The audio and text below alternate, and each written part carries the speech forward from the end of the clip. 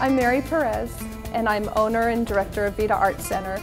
We offer art classes to the community, fine art class training, drawing, painting, photography, instrument construction for ages 6 and up.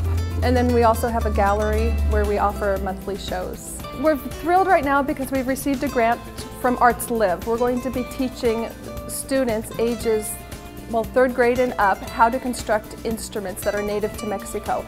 So not only do they learn how to construct the instruments, they're learning about the heritage of Mexico.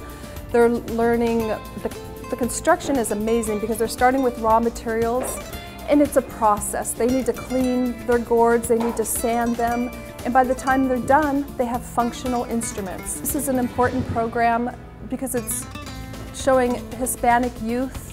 They already know they have a rich culture because it's so much a part of their everyday, but this is such a deep, rich culture. So we want them to know this, and also it gives the kids certain fine art skills along with that.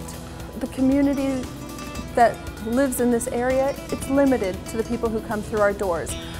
They don't know about us. I'm not sure they know 100% what we do, so our goal is to outreach to them.